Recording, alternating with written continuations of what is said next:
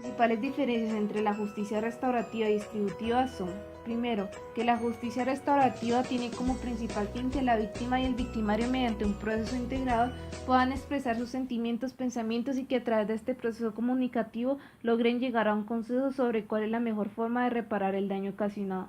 Es decir, que la resolución del conflicto esté encaminada a generar una reparación integral de la víctima, pero también tenga un fin rehabilitador para el victimario. En cambio, la justicia retributiva se basa en la retribución del mal causado mediante la imposición de otro mal, el cual comúnmente es la privación efectiva de la libertad. Se centra en valores como la venganza y el castigo y tiene como fin la persecución y la penalización del victimario, para que éste reciba un mal equivalente al que se le ha ocasionado a la víctima. En cuanto a la concepción del delito para la justicia retributiva, el delito se reduce a la infracción de la norma jurídica y es un asunto exclusivo del victimario y del Estado. El victimario incurre en comportamientos y actos prohibidos y, como consecuencia jurídica del daño ocasionado, recibe una pena proporcional a la magnitud de este. En cambio, para la justicia restaurativa, el delito es un aspecto social que expresa una situación de conflicto y una ruptura en las relaciones humanas y sociales. Por lo tanto, la respuesta del delito debe provenir desde la misma sociedad, mediante posibilidades que permitan a la víctima transformarse y, junto al victimario, llegar a procesos de reconciliación y reparación.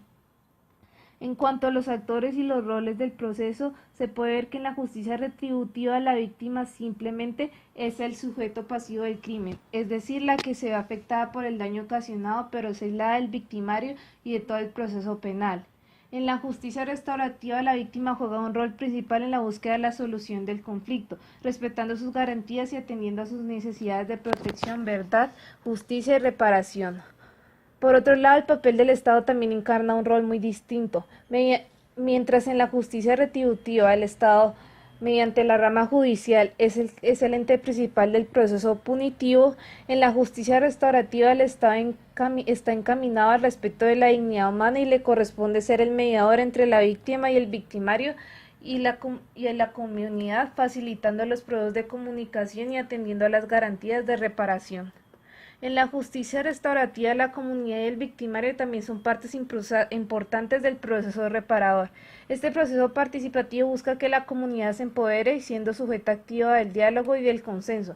Y respecto al victimario, a diferencia de la justicia retributiva, más que castigarlo y penalizarlo por sus acciones, está encaminado a que viva un verdadero proceso de arrepentimiento, de transformación y que posteriormente pueda reintegrarse a la sociedad.